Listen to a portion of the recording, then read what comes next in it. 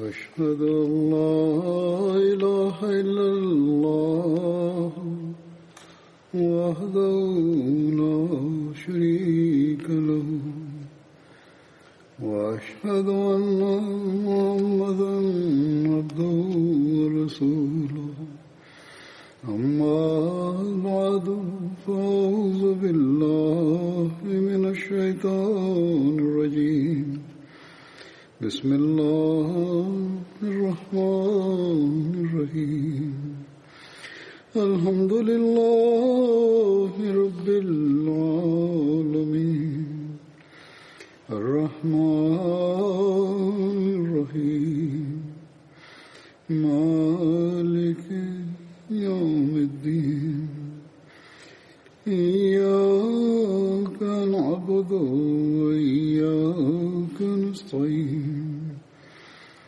اهدنا الصراط المستقيم صراط الذين أنعمت عليهم غير المغضوب عليهم ولا الضالين.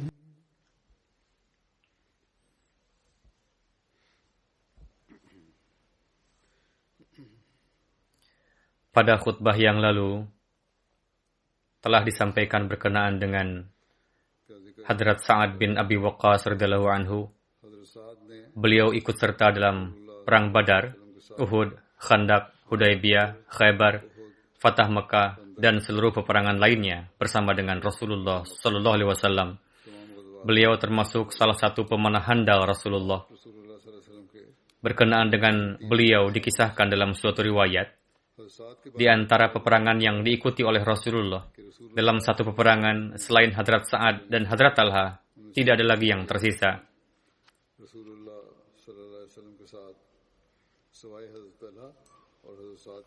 Berkenaan dengan kisah keberangkatan menuju peperangan bersama dengan Rasulullah, bersabda Hadrat Sa'ad, ketika berangkat bersama dengan Rasulullah menuju suatu peperangan, kondisi kami saat itu adalah kami tidak memiliki sesuatu untuk dimakan selain dari daun-daun pepohonan. Kondisi kami pada masa itu sedemikian rupa sehingga kotoran kami seperti kotoran unta dan kambing yang kering.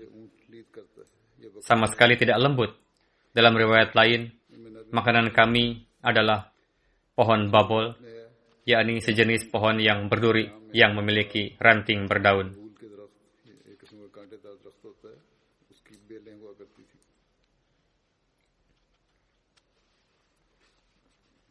Hadrat Sa'ad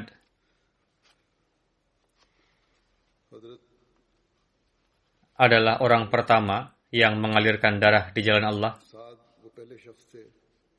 dan beliau adalah orang pertama yang melontarkan panah di jalan Allah, dan itu terjadi pada perang Sariyah Hadrat Ubaidah bin Harith.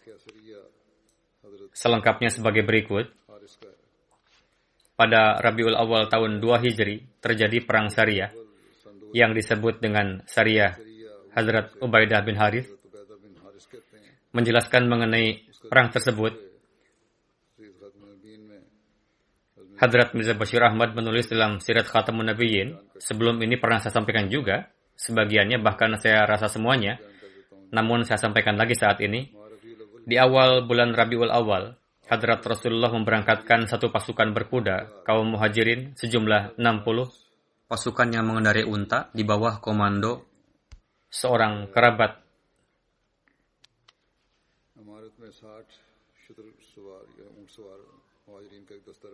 Yakni Ubaidah bin Al-Haris Muttalib. Tujuan dari ekspedisi itu pun adalah untuk menahan dan menghentikan serangan-serangan Quraisy Mekah. Setelah Hadrat Ubaidah bin Al-Haris dan kawan-kawannya melakukan perjalanan beberapa jauh, sampailah di Saniyatul Marrah. Saniyatul Marrah merupakan nama suatu daerah yang terletak di antara Mekah dan Madinah. Ketika hijrah, Rasulullah melalui tempat tersebut. Mereka melihat 200 pemuda Quraisy yang bersenjata di bawah komando Ikrimah bin Abu Jahal sedang mendirikan kemah. Kedua kubu saling berhadapan dan terjadilah saling memanah satu sama lain. Namun kubu orang-orang musyrik merasa takut. Jangan-jangan Di belakang kaum muslimin tersembunyi bala bantuan. कि मुसलमानों के पीछे कुछ Mereka mundur dari pertempuran dan orang-orang हट गया। Islam tidak mengejar mereka. Namun dari antara laskar kaum musyrikin ada dua orang, yakni Miqdad bin Amr dan Utbah bin Ghazwan, yang melarikan diri dari komando Ikrimah bin Abu Jahal, lalu bergabung dengan pasukan muslim. Mereka pergi bersama dengan orang-orang Quraisy dengan tujuan supaya ketika mendapat kesempatan, mereka akan bergabung dengan kaum muslimin, karena dalam hati mereka sudah menjadi muslim. Namun dikarenakan kelemahan mereka, mereka takut kepada orang-orang Quraisy dan tidak bisa pergi berhijrah. Pada bulan Jumadil Ula, Rasulullah SAW menetapkan Sa'ad bin Abi Waqqas bersama satu pasukan yang terdiri dari 8 muhajirin.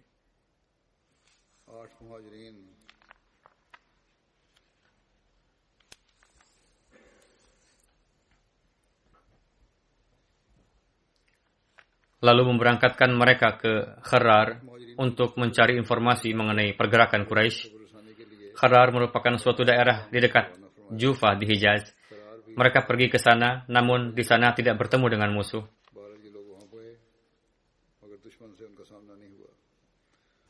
Selanjutnya, berkenaan dengan perang Sariyah Hadrat Abdullah bin Jahash pada Jumadil Akhir. Dalam peperangan tersebut, Hadrat Sa'ad juga ikut serta dan pernah juga saya sampaikan pada khutbah yang lalu. Namun saya akan sampaikan menurut Sirat Khatamun Nabiyyin secara singkat.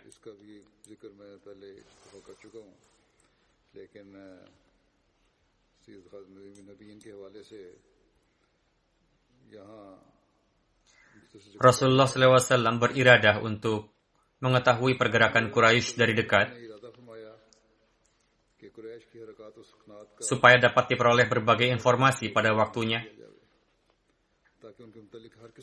sehingga Madinah dapat terjaga dari serangan mendadak. Dalam rangka tugas tersebut, Hadrat Rasulullah SAW mempersiapkan satu grup yang terdiri dari 8 orang muhajirin dan Rasulullah menggunakan strategi mengutus orang-orang yang berasal dari berbagai kabilah Quraisy supaya mendapatkan kemudahan dalam mencari informasi perihal rencana rahasia kufar Quraisy. Rasulullah juga menetapkan sepupu dari jalur ibu beliau bernama Abdullah bin Jahash sebagai ketuanya. Beliau pun tidak memberitahukan kepada komandan pasukannya perihal ditugaskan kemana dan untuk apa pasukan ini. Untuk itu Rasulullah menitipkan surat yang tertutup rapat kepada ketua syariahnya dan bersabda, di dalam surat ini tertulis petunjuk bagi kalian. Ketika kalian sampai di suatu tempat yang jaraknya 2 hari perjalanan dari Madinah, bukalah surat ini dan amalkanlah sesuai dengan petunjuk surat ini. Lalu Abdullah dan kawan-kawannya berangkat sesuai dengan perintah Rasulullah. Setelah menempuh perjalanan 2 hari, Abdullah membuka surat petunjuk Rasulullah yang di dalamnya tertulis, pergilah kalian ke lembah Nakhlah yang berada di antara Mekah dan Taif. Di sana carilah informasi mengenai Quraisy, lalu kabari kami. Di bawah surat itu, beliau juga menuliskan, yakni setelah mengetahui misi ini, jika ada di antara kawanmu yang enggan untuk terus bergabung dalam grup ini dan ingin kembali pulang, maka diizinkan untuk kembali lagi. Kemudian Abdullah menyampaikan petunjuk Rasulullah kepada kawan-kawannya dan semuanya sepakat untuk mempersembahkan diri dengan senang hati dalam melaksanakan tugas ini. Grup tersebut lalu berangkat ke Nakhlah. Di tengah jalan, unta Sa'ad bin Abi Waqqas dan Utbah bin Ghazwan hilang. Ketika melakukan pencarian, mereka berdua terpisah hilang. Dan meskipun diupayakan untuk mencari kedua orang itu, namun tidak ditemukan. Sehingga grup tersebut tinggal tersisa 6 orang. Hadrat Mirza Bashir Ahmad radhiyallahu anhu menulis berkenaan dengan seorang orientalis yang bernama Margolis. Menurut riwayatnya, untuk menimbulkan keraguan, menulis berkenaan dengan Sa'ad bin Abi Waqqas dan kawan-kawannya bahwa Sa'ad bin Abi Waqqas dan Utbah secara sengaja meninggalkan unta sehingga tertinggal di belakang karena alasan tersebut. Melontarkan tuduhan seperti itu kepada wujud-wujud yang rela mempersembahkan jiwanya demi Islam, yang setiap kisah kehidupannya menjadi saksi bagaimana keberanian, kecintaan mereka, dan salah satu di antaranya telah syahid di tangan kufar pada peperangan Bir Ma'unah. Adapun sahabat yang kedua telah berperan penting dalam peperangan yang sangat berbahaya dan akhirnya dapat menaklukkan Irak. Memang merupakan ciri khas dari Margolis. Kemudian dalam bukunya, Margolis Sahib menulis bahwa buku yang saya tulis ini terbebas dari berbagai macam kebencian. Lalu berangkatlah ke 6 orang itu untuk melanjutkan misi. Grup kecil Muslim tadi akhirnya sampai di Nakhlah, lalu mulai melakukan tugasnya untuk mencari informasi apa rencana kaum kufar Mekah. Demi untuk merahasiakan misi itu, sebagian dari mereka bahkan mencukur habis rambutnya supaya orang melihatnya tidak merasa curiga dan menyangka mereka tengah melakukan umrah. Namun belum lama mereka sampai di Nakhlah, tiba-tiba datanglah kafilah kecil Quraisy yang tengah melakukan perjalanan dari ke Mekah dari Taif. Sehingga kedua grup itu saling berhadapan.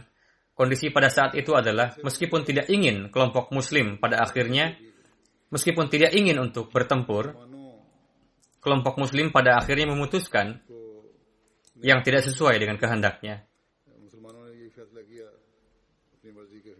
Begitupun perintah dari Rasulullah, namun disebabkan oleh keadaan, diputuskanlah yaitu menyerang kafilah, kalau tidak menawan kafilah itu atau membunuhnya.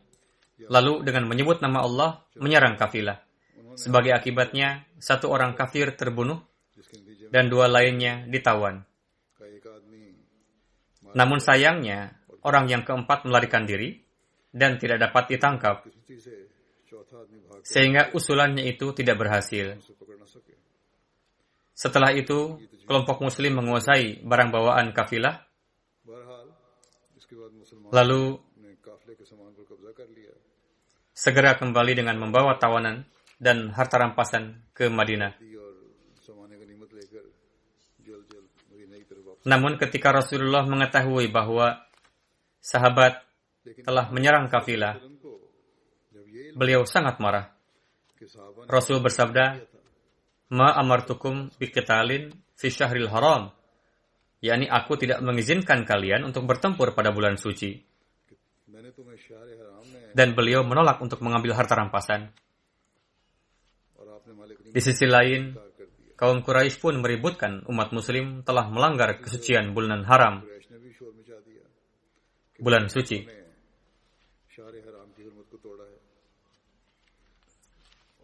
Dan disebabkan yang terbunuh ialah Amr bin Al-Hadrami, seorang tokoh Quraisy dan juga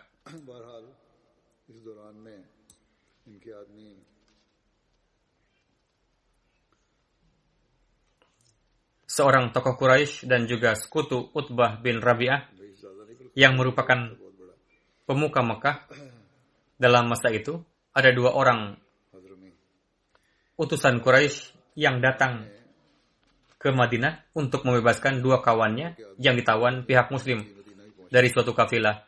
Namun karena Sa'ad bin Abi Waqqas dan Utbah, yang mana mereka kehilangan unta pada peristiwa sebelumnya, masih belum kembali, Hadrat Rasulullah SAW sangat khawatir berkenaan dengan kedua sahabat tersebut, yakni jika mereka berada di tangan kaum musyrik, maka mereka tidak akan selamat. Karena alasan ini, Rasulullah menolak untuk memulangkan 2 tawanan kufar itu. Ketika utusan kaum kufar datang untuk menjemput kawannya itu, beliau bersabda, jika kedua orang sahabat saya itu kembali ke Madinah dengan selamat, maka akan saya lepaskan kawan kalian ini.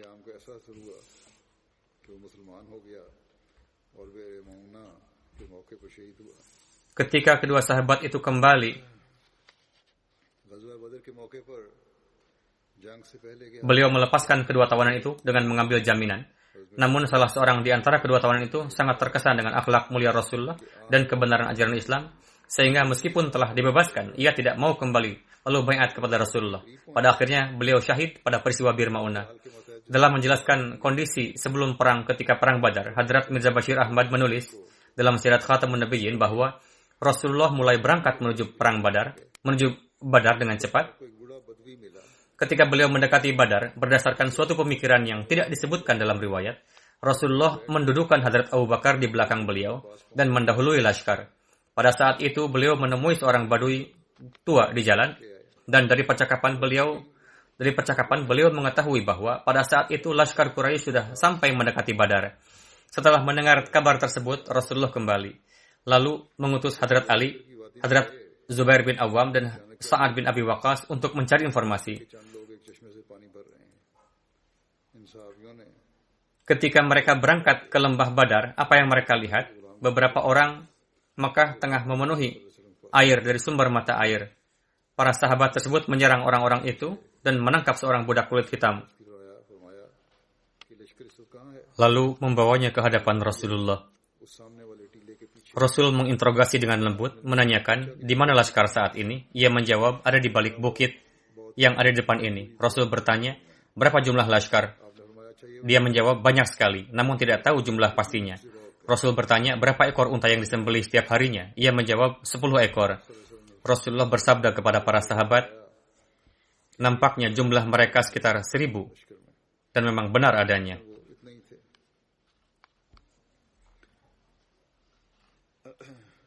Nampaknya bagian tersebut mungkin telah saya sampaikan sebelum ini. Berkenaan dengan keberanian Hadrat Sa'ad pada perang Badar, dijumpai riwayat bahwa meskipun beliau berjalan kaki pada saat perang Badar, beliau bertempur dengan jiwa kesatria, layaknya pengendara kuda. Karena itulah beliau dijuluki Farisul Islam, yakni penunggang kuda Islam. Pada kesempatan perang Uhud, Hadrat Sa'ad bin Abi Waqqas termasuk ke dalam beberapa orang sahabat yang tetap bertahan bersama dengan Rasulullah dalam keadaan kisruh.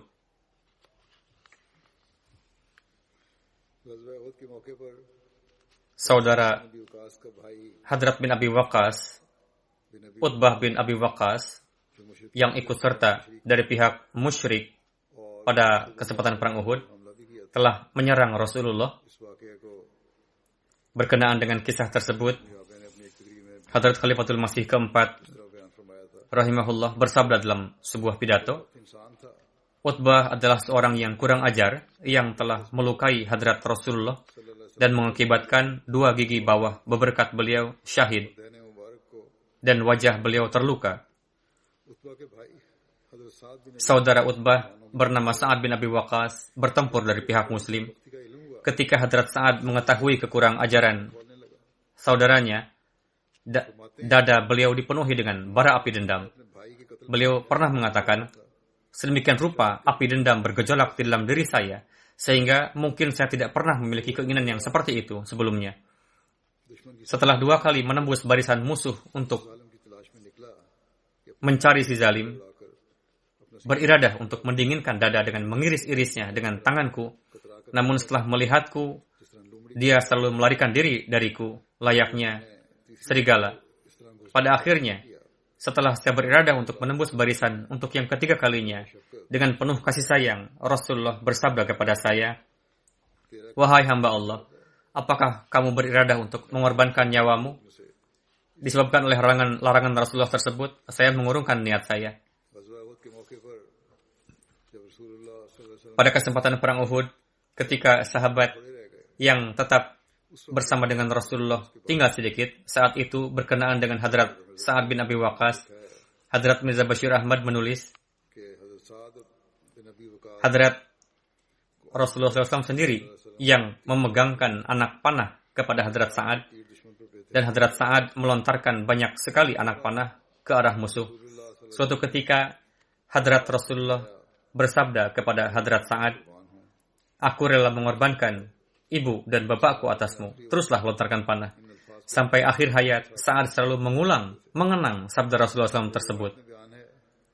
Dalam suatu riwayat diterangkan, Hadrat Sa'ad bin Abi Waqqas meriwayatkan, Hadrat Rasulullah SAW pada perang Uhud mengeluarkan anak panah dari sarangnya, lalu menaruhnya untukku. Lalu Rasul bersabda, teruslah lontarkan. Aku rela mengorbankan ibu dan bapakku atasmu. Hadrat Ali meriwayatkan, saya tidak pernah mendengar Rasulullah mendoakan untuk rela mengorbankan ibu dan ayah beliau untuk orang lain selain Hadrat Sa'ad, yakni selain bagi Hadrat Sa'ad. Hadrat Rasulullah bersabda kepada Hadrat Sa'ad pada perang Uhud, aku rela mengorbankan ibu dan bapakku atasmu. Wahai pemuda yang tangguh, teruslah lontarkan anak panah.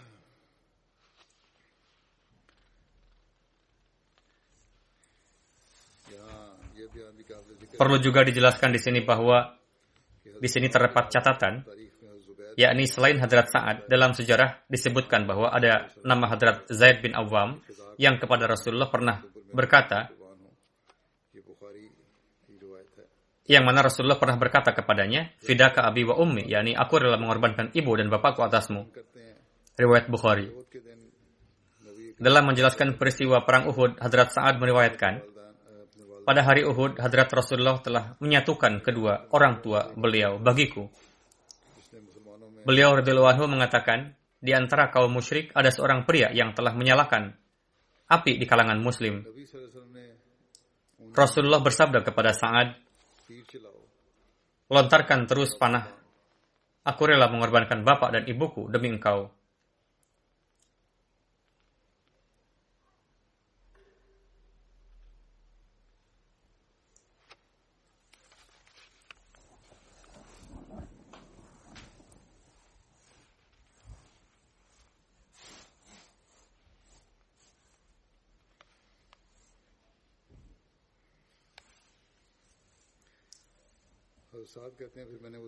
Hadrat Sa'ad berkata, saya melontarkan anak panah yang tidak ada kepalanya dan mengenai sisinya yang menyebabkan kematian orang musyrik itu dan tersingkap pakaiannya. Saat itu saya melihat Rasulullah tertawa bahagia.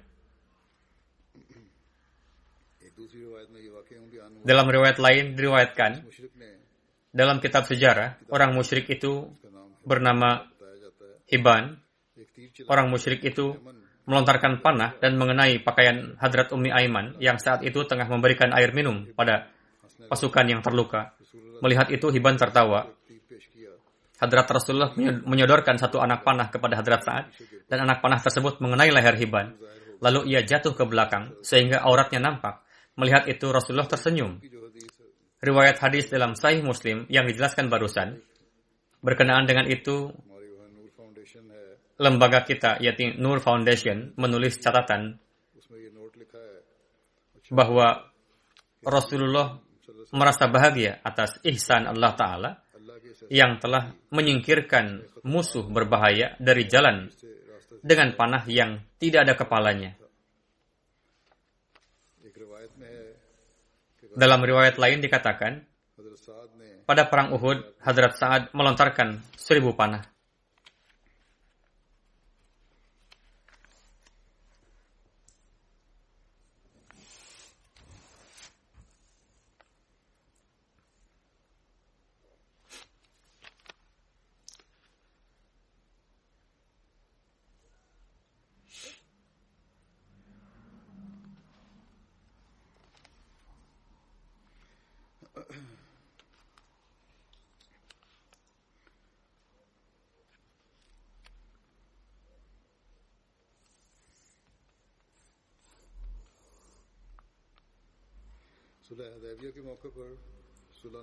Pada peristiwa Sulh Hudaybiyah, para sahabat yang membubuhkan tanda tangan sebagai saksi di atas surat perjanjian di antaranya adalah Hadrat Sa'ad bin Abi Waqqas. Pada kesempatan Fatah Mekah, Hadrat Sa'ad memegang salah satu bendera di antara 3 bendera muhajirin. Pada kesempatan Hajatul Wida, Hadrat Sa'ad jatuh sakit. Dalam meriwayatkan hal tersebut, Hadrat Sa'ad menceritakan, saya jatuh sakit ketika di Mekah dan sudah mendekati kematian. Rasulullah berkunjung ke rumah untuk menjenguk saya. Saya berkata, wahai Rasulullah, saya memiliki banyak harta dan pewarisku hanya seorang putri. Bolehkah saya menyedekahkan 2/3 dari harta saya? Rasul bersabda, tidak boleh.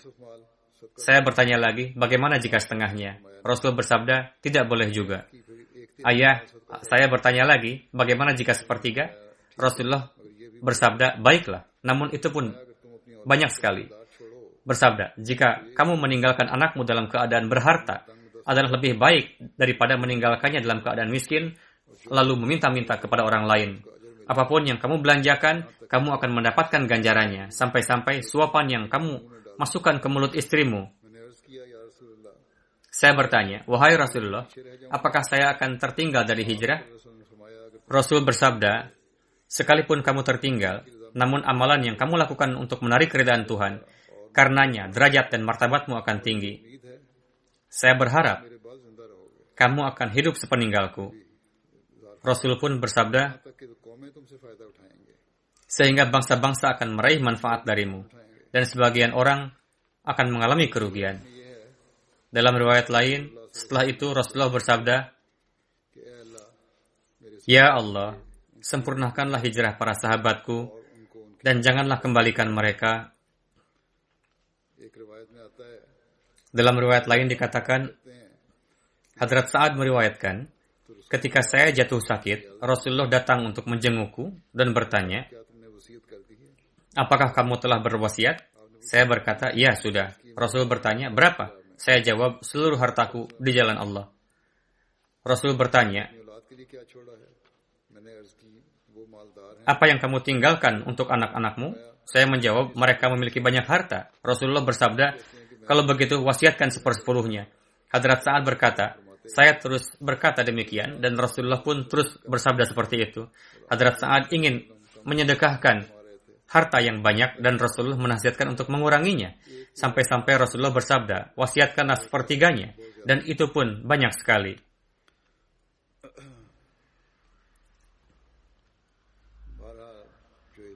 Para ulama dan ahli fikih beristimbat bahwa wasiat tidak bisa lebih dari 1/3 bagian.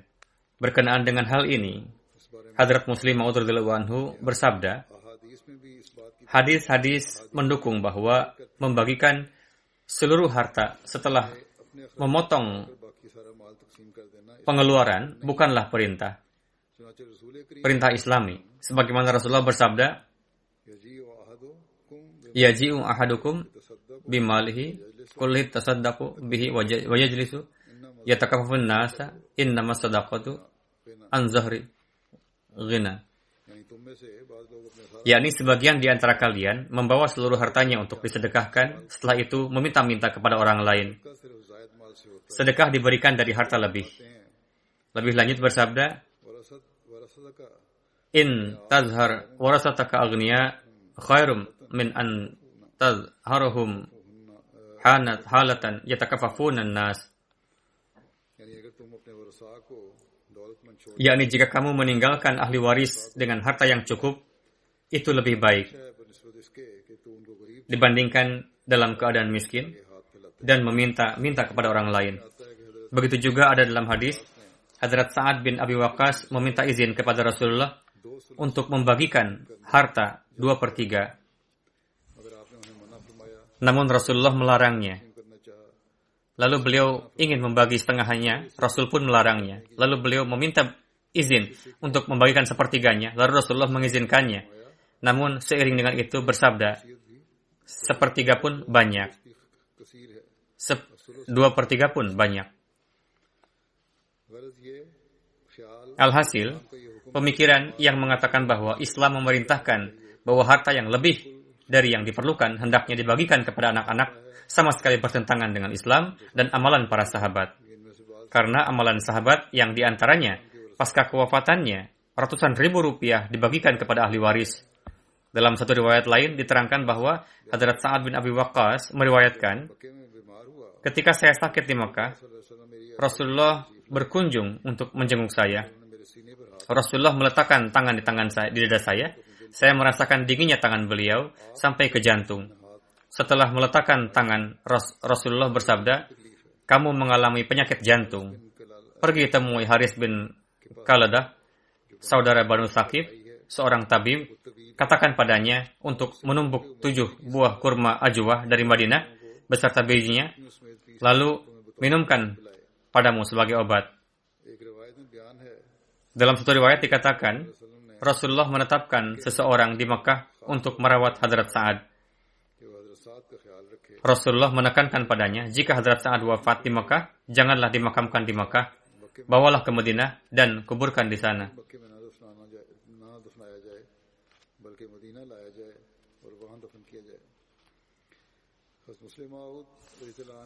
Dalam menjelaskan kisah Hadrat Sa'ad, Hadrat Muslim Maud radhiyallahu anhu bersabda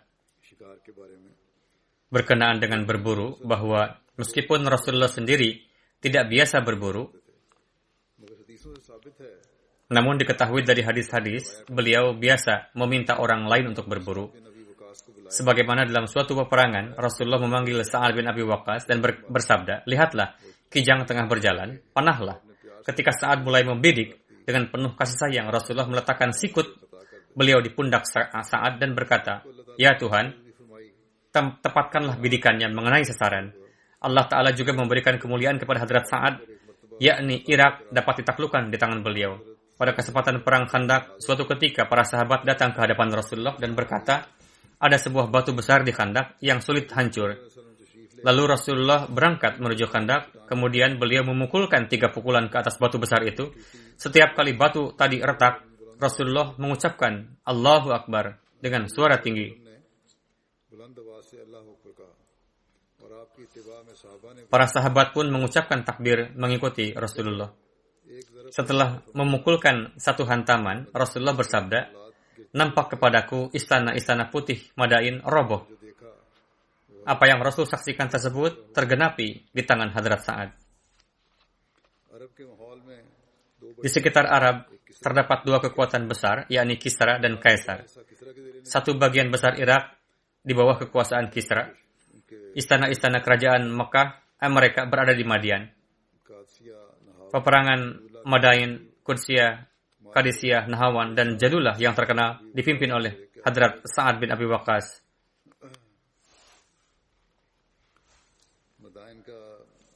Madain terletak beberapa jauh dari Baghdad, Irak, ke arah selatan di pesisir Sungai Dajlah. Karena di tempat ini satu persatu kota bermunculan, karena itu orang Arab mulai menyebutnya dengan istilah Madain, yakni kumpulan banyak kota. Qadisiyah juga merupakan kota di Irak, di mana di sana telah terjadi perang yang terkenal antara pasukan Muslim dan bangsa Farsi. Perang itu disebut Qadisiyah. Kota Qadisiyah saat ini berjarak 15 mil dari kota Kufah. Nahawan merupakan sebuah kota yang terletak di Iran saat ini, terletak 70 km dari Hamdan, ibu kota provinsi Hamadan, Iran. Jalulah merupakan kota di Irak saat ini yang terletak di tepi sungai Dajlatul Aiman. Di tempat tersebut pernah terjadi peperangan antara Muslim dan bangsa Farsi. Diberi nama Jalulah karena kota ini dipenuhi dengan mayat-mayat penduduk Iran. Pada zaman Hadrat Abu Bakar, Hadrat Musanna bin Harithah meminta izin untuk menyerang disebabkan oleh gangguan yang kerap dilakukan oleh pasukan Iran di perbatasan. Hadrat Abu Bakar mengizinkannya. Hadrat Abu Bakar mengutus Hadrat Khalid bin Walid bersama dengan pasukan yang banyak untuk menolong beliau. Ketika Hadrat Abu Ubaidah dari negeri Syam meminta bantuan kepada Khalifah, Hadrat Abu Bakar mengutus Hadrat Khalid bin Walid untuk menolongnya. Hadrat Khalid bin Walid menetapkan Hadrat Musanna sebagai penerusnya di Irak. Namun seiring dengan perginya Hadrat Khalid dari Irak, misi tersebut mereda. Setelah Hadrat Umar terpilih sebagai khalifah, maka beliau menaruh perhatian pada misi Irak dari permulaan. Hadrat Musanna mengalahkan musuh-musuh di Dawaya dan dalam peperangan lainnya, lalu menguasai satu bagian yang luas Irak. Pada saat itu, daerah Irak di bawah kekuasaan Kisra. Setelah pasukan Iran memperkirakan kekuatan perang, pasukan Muslim dan kemenangan yang berkesinambungan telah membuka mata mereka, maka mereka mendudukan pewaris asli Kisra Yazid Gard pada tahta kerajaan, alih-alih Quran Dukh, ratu mereka. Sesudah menempati tahta kerajaan, ia kumpulkan segenap kekuatan kerajaan Iran. Ia menyulut api dendam di seluruh negeri untuk melawan Muslim. Dalam keadaan demikian, Hadrat Musanna terpaksa mundur dari perbatasan Arab. Ketika Hadrat Umar mengetahui kejadian tersebut, beliau mengutus para orator handal ke berbagai tempat dan memerintahkan umat Muslim untuk bangkit menghadapi Kisra. Akibatnya timbul gejolak di Arab dan para pejuang Islam dari berbagai daerah berdatangan dari berbagai tempat dengan penuh semangat menuju ibu kota. Hadrat Umar meminta musyawarah siapa yang tepat untuk diserahkan tugas tanggung jawab sebagai pemimpin misi ini. Hadrat Umar meminta pendapat bahwa atas usulan orang banyak, Hadrat Umar siap untuk memimpin sendiri misi ini, tapi Hadrat Ali radhiyallahu anhu dan para sahabat besar lainnya menolak ide ini. Nama Hadrat Sa'id bin Zaid pun diajukan untuk memimpin misi ini. Pada saat itu Hadrat Abdurrahman bin Auf berdiri dan berkata, "Wahai Amirul Mukminin, aku mengetahui siapa orang yang tepat untuk memimpin misi ini." Hadrat Umar bersabda, "Siapa orang itu?" Hadrat Abdurrahman bin Auf berkata, "Hadrat Sa'ad bin Abi Waqqas." Setelah itu, semua orang sepakat dengan nama Hadrat Sa'ad, dan Hadrat Umar bersabda tentang Hadrat Sa'ad, "Innahu rajulun syuja'un ra'un." yakni dia adalah seorang pemberani dan pemanah terbaik. Hadrat Musanna bersama 8.000 pasukan pemberani yang siap mengorbankan nyawanya, mempersiapkan segala sesuatu untuk Hadrat Sa'ad di wilayah Ziqar yang terletak antara Kufah dan Wasit sampai beliau dipanggil Tuhan dan beliau wafat. Sebelumnya beliau menunjuk saudaranya Hadrat Mu'anna sebagai pemimpin pasukan. Sesuai dengan petunjuk saudaranya, Hadrat Mu'anna berjumpa dengan Hadrat Sa'ad dan menyampaikan pesan Hadrat Musanna kepada beliau. Hadrat Sa'ad kemudian menginspeksi tentaranya yang berjumlah lebih kurang 30.000. Kemudian beliau menyusun pasukannya dan membagi-bagi pasukan yang di kiri dan di kanan, lalu menunjuk pemimpin untuk masing-masing kelompok pasukan. Lalu beliau maju dan mengepung daerah Qadisiyah. Perang Qadisiyah terjadi pada akhir 16 Hijri.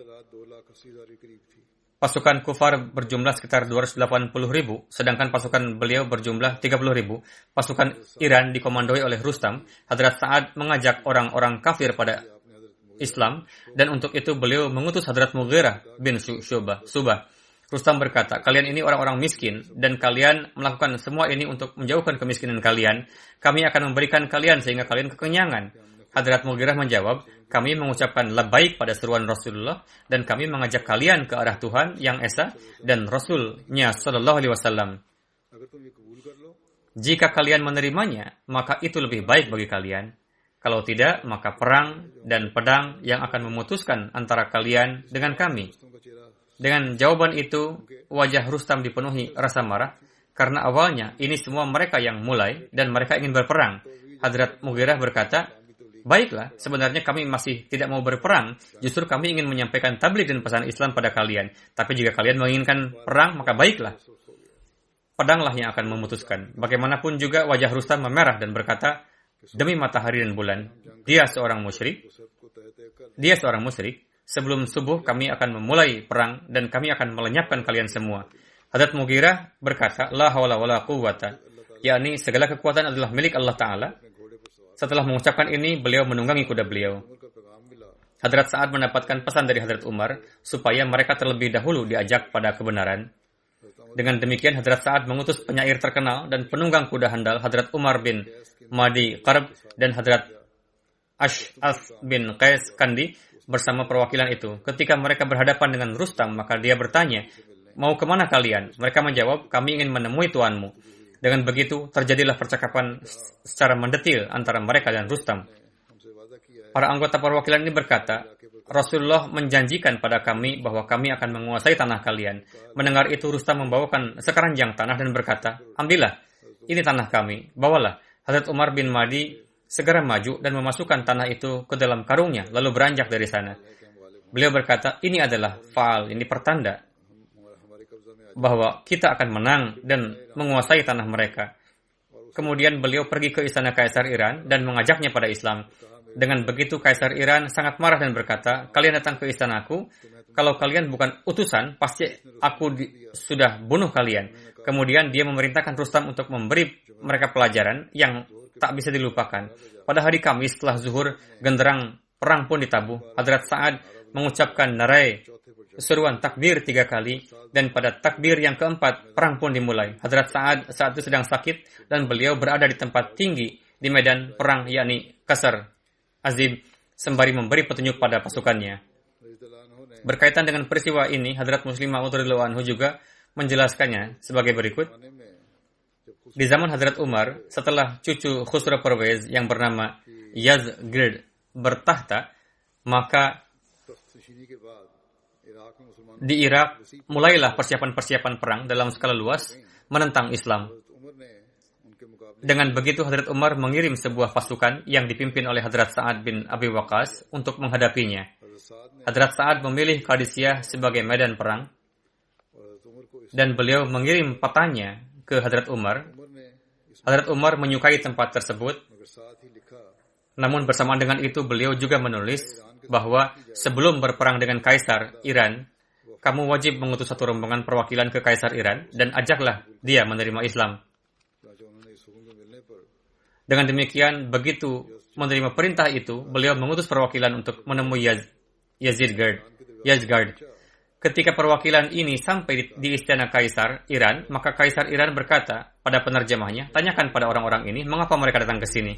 Ketika penerjemah ini menanyakannya, maka pemimpin perwakilan Hadrat Nu'man bin Mukarran berdiri dan sambil mengabarkan tentang kedatangan Rasulullah, beliau berkata bahwa Rasulullah memerintahkan kami untuk menyebarkan Islam dan mengajak seluruh orang di dunia masuk dalam agama yang benar. Atas dasar perintah itulah kami hadir di hadapan Anda dan mengajak Anda untuk bergabung ke dalam Islam. Dengan jawaban itu, Yazgird sangat murka dan berkata, kalian adalah kaum liar dan pemakan bangkai. Jika kelaparan dan kemiskinan yang memaksa kalian untuk berperang, maka aku siap memberi kalian bahan makanan sedemikian rupa, sehingga kalian bisa menjalani hidup dengan tenang. Padahal ini semua berawal dari mereka, dan tuduhan pun dilancarkan pada umat muslim.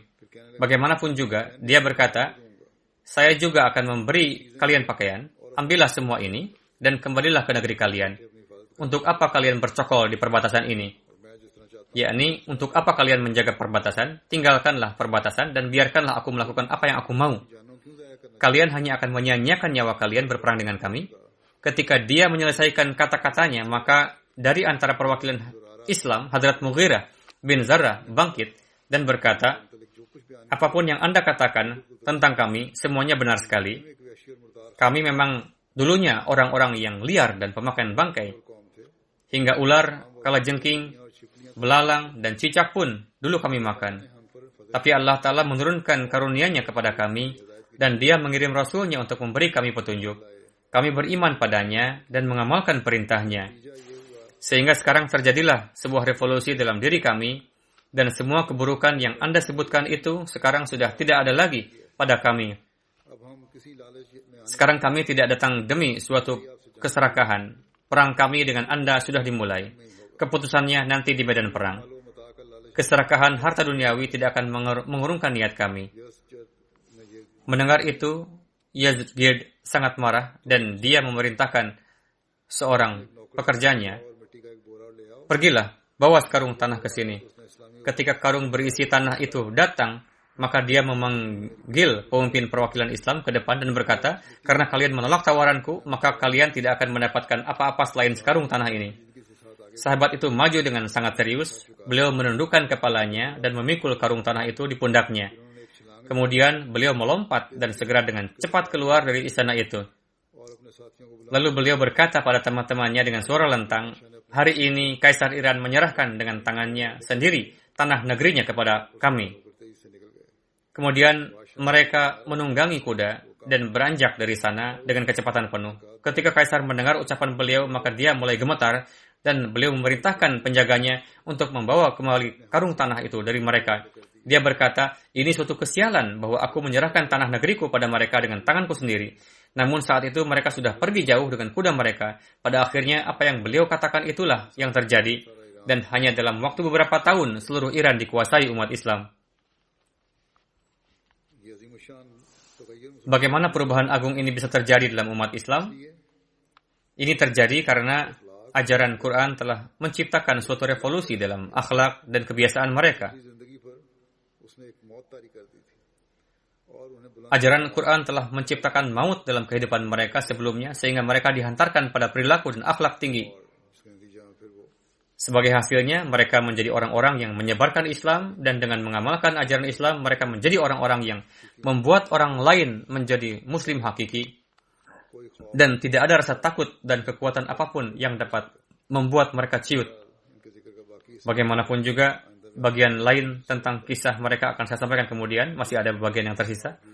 Hari ini saya juga akan memimpin salat jenazah gaib untuk beberapa almarhum. Di antaranya jenazah pertama Mukarramah Bushra Akram Sahibah, istri dari Muhammad Akram Bajwa Sahib, Nazir Talimul Quran dan Wakaf Arzi Pakistan. Beliau wafat pada 25 Maret 2020 pada usia 66 tahun. Inna lillahi wa inna ilaihi raji'un. Dikarenakan keadaan, maka saat itu jenazah beliau tidak disalatkan. Almarhumah dengan karunia Allah Ta'ala seorang musiah. Beliau memiliki 2 putra dan 1 putri. Bushra Akram Sahibah tinggal di Liberia bersama suaminya Mukarram Muhammad Akram Bajwa Sahib selama 15 tahun. Dalam masa itu beliau mendapatkan taufik berkhidmat sebagai sadar Lajnah Imailah di Liberia. Pada saat perang berkecamuk di Liberia, beliau bersama suami, anak dan anak-anak ditahan di barak tentara selama 15 hari.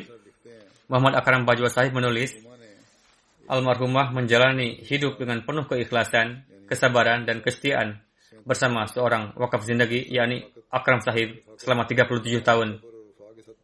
Khususnya ketika saya bertugas di Liberia sebagai mubalik dan amir jemaat.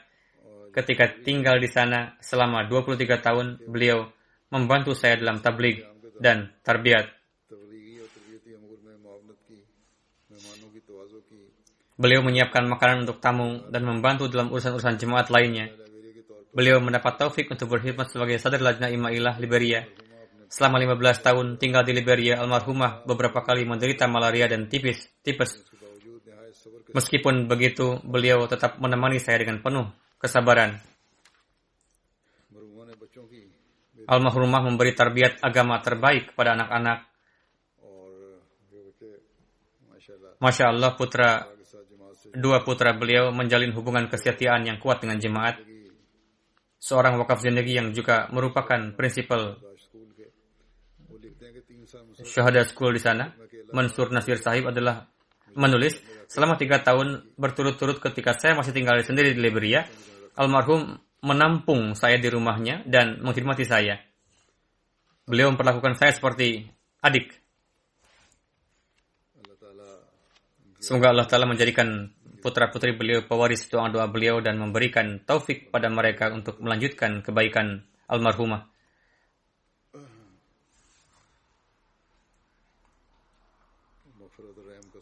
Semoga Allah Ta'ala mengampuni dan mengasihi beliau. Jenazah kedua adalah Iqbal Ahmad Nasir Sahib, Pirkoti, dari daerah Krun di Kabupaten Khairpur. Beliau wafat pada tanggal 14 Juli 2020 pada usia 82 tahun. Inna lillahi wa inna ilaihi raji'un. Putra beliau bernama Akbar Ahmad Tahir adalah mubalik yang bertugas di Burkina Faso. Almarhum adalah putra dari sahabat Hadrat Masih Maud alaihi salam yang bernama Nur Muhammad Sahib. Beliau juga adalah cucu dari sahabat Hadrat Masih Maud alaihi salam bernama Mia Imamuddin Sahib. Beliau juga adalah keponakan Mia Pir Muhammad Sahih dan Hafiz Muhammad Ishaq Sahib, sahabat Hadrat Masih Maud alaihi salam.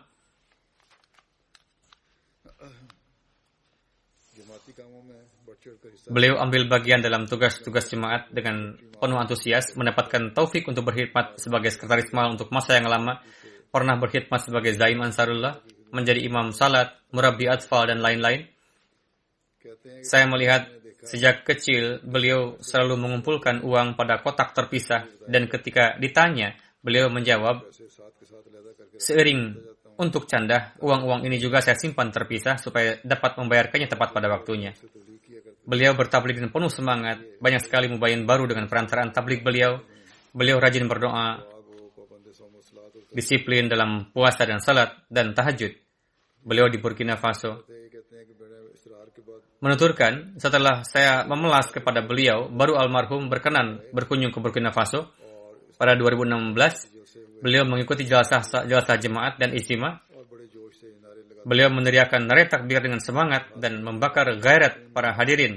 Dengan begitu, beliau merasakan ketentraman karena di Pakistan sudah lama tidak ada jelasah jemaat, sehingga hal tersebut membuat diri beliau kehausan akan hal itu. लिया बशीरा बेगम साहिबा Di antara keluarga yang ditinggalkan adalah istri beliau, Bashirah Begum Sahibah, 3 putra dan 3 putri. Burkina Faso लिखते हैं Amir dan juga missionary in charge Burkina Faso menulis, meskipun beliau menghadapi masalah dalam hal bahasa, namun ketika tiba di Burkina Faso, yang notabene berbahasa Perancis, namun bahasa cinta beliau dapat difahami oleh semua orang, beliau menjumpai setiap orang dengan kasih sayang, sehingga menimbulkan daya tarik di hati orang-orang. Para penduduk lokal di sini menceritakan national secretary इशाद mengenai beliau dengan penuh kecintaan. Sekretaris Nasional Isyaat Bupina Sahib की उन्होंने men-share foto beliau pasca kewafatan almarhum. Beliau menulis bahwa ketika tinggal di Burkina Faso dan berjumpa dengan beliau, saya mendapati almarhum sebagai Ahmadi hakiki yang luar biasa. अल्लाह ताला मरहूम से Semoga Allah Ta'ala menganugerahkan maghfirah dan rahmatnya kepada beliau की दुआओं को वारिस बनाए dan menjadikan anak keturunan beliau sebagai pewaris segala doa-doa beliau. उनके बेटे जो वहाँ मुरब्बी हैं वो जनाजा Putra beliau yang murabi tidak bisa menghadiri pengurusan jenazah beliau. तीसरा जनाजा है गुलाम Fatima Jenazah ketiga adalah Ghulam Fatimah Fahmidah Sahib, Mohammad इब्राहिम साहब की अहलिया थी adalah istri dari Muhammad Ibrahim Sahib, Duliya जटा जिला कोटली आजाद penduduk Mulia Cetang, daerah Kotli Azad Kashmir, 18 Juli 2020, wafat pada usia 72 tahun. उम्र में तवील इलाज के बाद उनकी वफात Setelah melewati masa sakit yang panjang, innalillahi wa inna ilaihi raji'un. 1944 में Pada tahun 44, ayah beliau baiat. बैत की थी Ayah beliau bernama नेक मोहम्मद उर्फ काले खान था Nek Muhammad Urab Kale Khan. और बैत से Sebelum baiat, beliau melihat mimpi. कि मैं किसी बुजुर्ग से मिलने जा रहा हूँ Dalam mimpi itu, beliau berkata, saya akan pergi untuk menemui seorang wujud suci. Ketika melihat seorang orang suci itu, saya berlari ke arah beliau. Orang suci itu bertanya kepada Kale Sahib, Kale Khan, kapan kamu akan datang kepada kami? Kale Khan Sahib menjawab, saya sudah datang.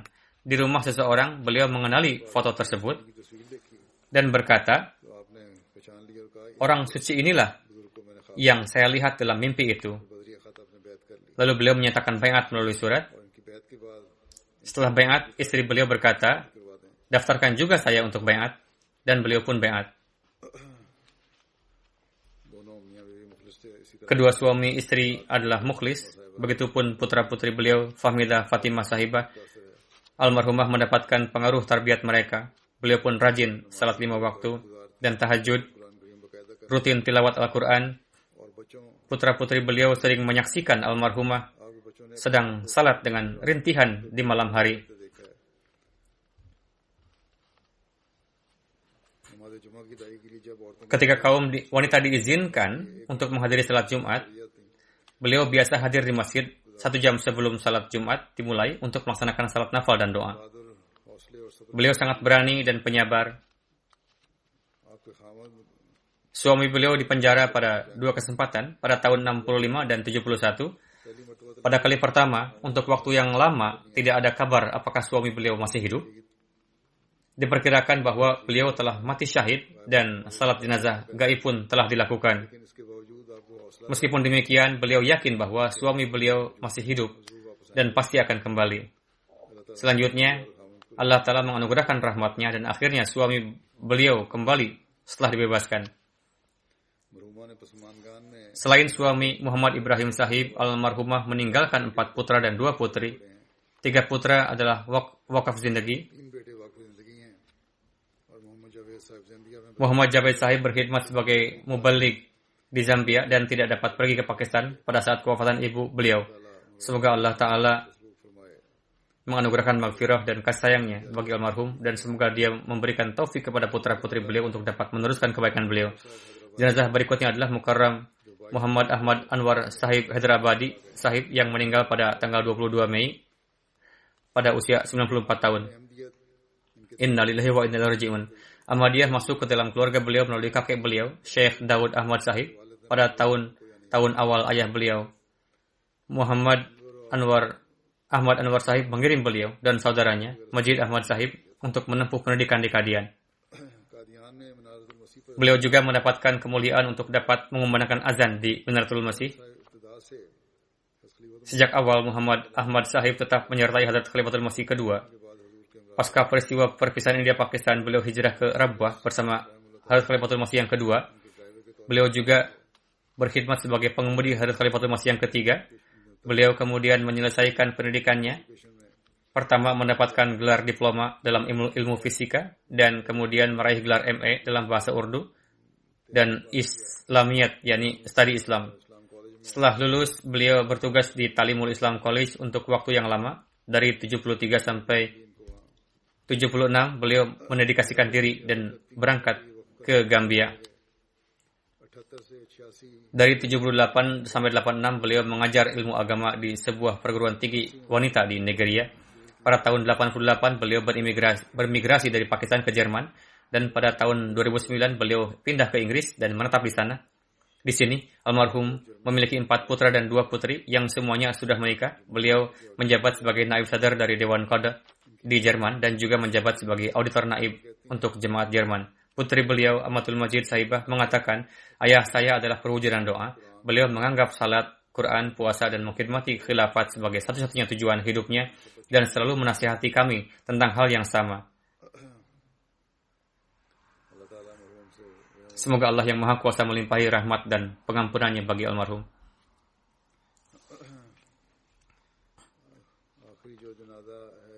Jenazah terakhir adalah Salim Hasan Al-Jabi Sahib dari Suriah. Beliau meninggal pada 30 Juni pada usia 92 tahun. Innalillahi wa inna ilaihi raji'un. Putri beliau Lubna Al-Jabi dan cucu perempuannya Hiba Al-Jabi yang merupakan istri dari Dr. Bilal Tahir Sahib. Keduanya tinggal di Inggris. Beliau menulis, Salim Al-Jabi Sahib lahir di pinggiran Damaskus pada tahun 28. Salim Al-Jabi Sahib diperkenalkan kepada Ahmadiyah pada usia 18 tahun melalui Abu Zahab Sahib, seorang petani Ahmadi yang sederhana. Setelah itu Al-Jabi Sahib berdoa dan dalam mimpi melihat bahwa beliau sedang baiat kepada Hadrat Masih Maud alaihi salam. Selanjutnya Abu Zahab Sahib memberinya terjemahan bahasa Arab dari buku Filsafat Ajaran Islam. Melihat gambar foto Hadrat Masih Maud alaihi salam, beliau pergi ke Amir Jemaat Suriah, Munir Al-Husni Sahib, lalu baiat. Beliau menghadapi penentangan keras dari ayahnya, namun Al-Jabi Sahib tetap tabah. Beliau kemudian mendapatkan kesempatan untuk pergi ke Pakistan pada zaman Khalifatul Masih yang kedua. Beliau menghabiskan 6 tahun di Rabwah menyertai Hadrat Muslim Maud. Beliau memperoleh pengetahuan agama dan juga belajar bahasa Urdu. Atas instruksi Huzur Hadrat Muslim Maud, beliau menikah di Pakistan dan Hadrat Muslim Maud menikahkan beliau. Istri beliau adalah orang Pakistan.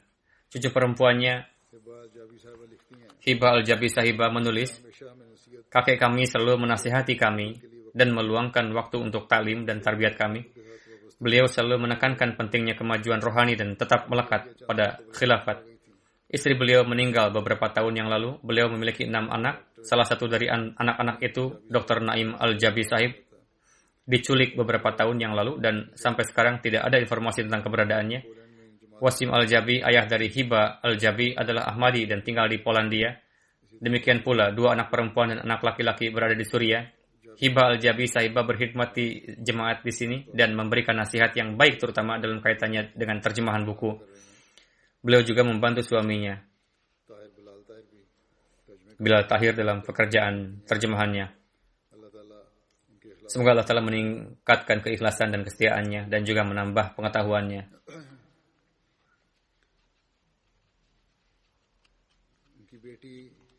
Putri beliau, Lubna Abdul Khabir Al-Jabi, menulis, ayah kami selalu melarang kami dari mengikuti bid'ah. Beliau selalu menasihati kami untuk selalu menjalin hubungan dengan Allah Ta'ala dan untuk melakukan tabligh. Beliau banyak membelanjakan harta untuk fakir miskin. Banyak keluarga di Lebanon dan Suriah yang baiat melalui Al-Jabi Sahib, termasuk beberapa orang Kristen juga. Beliau lebih lanjut menulis, nasihat terakhir yang beliau berikan kepada kami adalah untuk selalu tetap melekat dengan khilafat dan selalu mengamalkan setiap perintah saran yang diberikan oleh khalifah. Beliau menasihati untuk tidak menunjukkan kelalaian dalam tabligh. Berdoalah dalam segala kondisi dan tidak perlu khawatir atas ketidakadilan yang diterima di jalan kebenaran. Umar Al-Aman Sahib, Presiden Jemaat Lebanon, menulis, sebelum baiat, kami selalu membaca buku-buku Salim Al-Jabi Sahib yang berisi tanda-tanda munculnya Imam Zaman dan jemaatnya yang diberkati. Setelah membaca buku-buku tersebut, beliau menasihatkan kami untuk baiat. Ini merupakan gaya beliau. Ini tidak mesti cara demikian berlaku di setiap situasi. Meskipun demikian, beliau bertabligh dengan cara tersebut. Dan karena upaya tabligh beliau, banyak sekali orang yang baiat. Beliau kemudian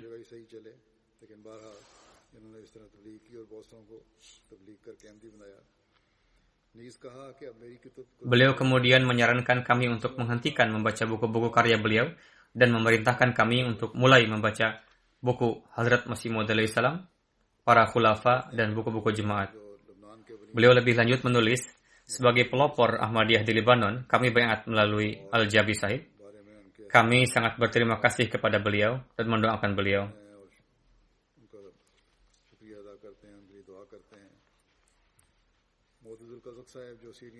Mu'tazil Kazak Sahib yang merupakan warga Suriah tetapi saat ini tinggal di Kanada menulis, ketika saya berkhidmat sebagai ketua jemaat lokal di Suriah, saya memiliki kesempatan untuk bertemu Al-Jabi Sahib pada banyak kesempatan. Setiap kali topik khilafat yang dibahas, beliau selalu mengatakan bahwa beliau ingin meninggalkan dunia ini di kaki khilafat. Mir Anjum Parvez Sahib Mubalik di Arabic Desk menulis, kapanpun dikatakan berkenaan dengan nizam khilafat, beliau langsung patuh dan langsung menzahirkan bahwa apapun yang diperintahkan oleh nizam jemaat kepada saya akan menaatinya. Pada tahun 2011, beliau datang dari Syria ke Jelasah UK. Beliau mengatakan, saya berkeinginan untuk menghembuskan nafas terakhir di kaki khalifah dan tidak ada kemuliaan yang lebih dari itu bagi saya. Banyak sekali mubayin baru dalam jemaat ini dengan perantaran beliau. Kebanyakan dari antara mereka menjadi Ahmadi yang mukhlis. Banyak di antaranya yang menulis surat kepada saya menyampaikan bahwa kami telah mempelajari banyak hal dari almarhum dan baiat dengan perantaran beliau. Jabi Sahib berkata, Hadrat Maulana Ghulam Rasul Rajiki pernah mengatakan kepada saya, terjemahkanlah buku saya Hayat-e Qudsi supaya orang-orang menjadi tahu bagaimana sahabat Hadrat Masih Maud alaihi salam. Almarhum pun menerjemahkan buku tersebut. Bahasa Arab adalah bahasa ibu beliau. Selain itu, beliau juga faham bahasa Urdu dan dapat berbicara. Begitu juga Farsi dan bahasa Inggris cukup baik. Pada tahun 2005 ketika saya, yakni Huzur, menghadiri Jelasah Qadian, di sana beliau bermulakat singkat dengan saya dan menemui dengan sangat rendah hati. Di Jelasah UK juga bertemu lagi dengan beliau. Dengan penuh kerendah hatian beliau mengatakan, saya memiliki keyakinan sempurna terhadap khilafat Ahmadiyah, begitu juga taat dan patuh sepenuhnya.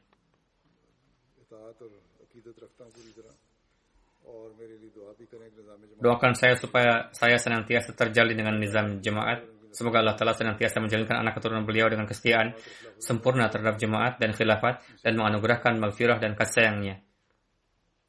Setelah salat Jumat nanti, seperti yang saya katakan atau mungkin belum saya katakan, setelah salat Jumat nanti saya akan memimpin salat jenazah gaib untuk para almarhum.